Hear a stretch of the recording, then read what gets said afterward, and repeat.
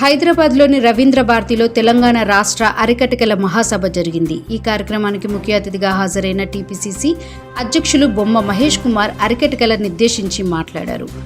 రానున్న ఎన్నికల్లో అరికటికలకు సముచిత ప్రాధాన్యత కల్పిస్తామని, ఎమ్మెల్యేలుగా పోటీ చేసి ఎదగాలన్నారు. కాంగ్రెస్ అధికారంలోకి రావడానికి అరికటికల పాత్ర ఎంతైనా ఉందని, కాంగ్రెస్ పార్టీ అరికటికలకు అండగా ఉంటుందని, అరికటికలకు కార్పొరేషన్ కోసం కృషి చేస్తామని, బీసీ-డి నుండి బీసీ-ఏ డిమాండ్పై చర్చిస్తామని, 7 ఏళ్ల పాలనలో కేసీఆర్ బీసీలకు చేసింది ఏమీ లేదన్నారు. బీజేపీ నాయకులు రాష్ట్ర అభివృద్ధికి బహిరంగ చర్చకు సిద్ధమా అంటూ నిజామాబాద్ రూరల్ ఎమ్మెల్యే భూపతి రెడ్డి అరవింద్పై సవాల్ విసిరారు.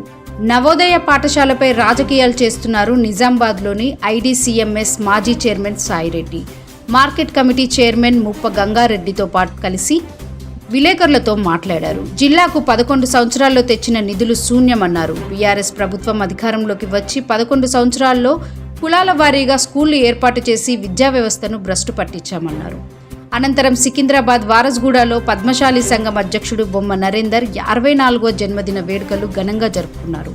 పద్మశాలి కార్యక్రమంలో కేక్ కట్ చేసి షాల్వాతో సన్మానం చేశారు.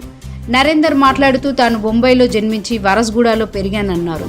అసెంబ్లీ అసిస్టెంట్ డైరెక్టర్ తీరం దాస్ యాదగిరి, బీఆర్ఎస్ కన్వీనర్ కంది నారాయణ, ఉస్మానియా విద్యార్థి ఉద్యమ సెక్రటరీ ఎనుగంటి రాజు, చేనేత చైతన్య వేదిక చిక్క దేవిదాస్, కోశాధికారి కోలి జనార్దన్, కడియాల బలరాం తదితరులు పాల్గొన్నారు.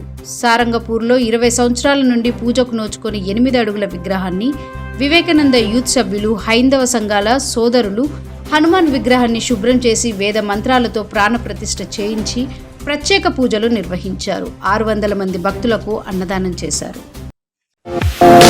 నిరంతర న్యూస్ కోసం ఛానల్ ని సబ్స్క్రైబ్ చేసుకోండి. పక్కనే ఉన్న బెల్ సింబల్ ని క్లిక్ చేయండి. Thank you for watching Ankam news channel.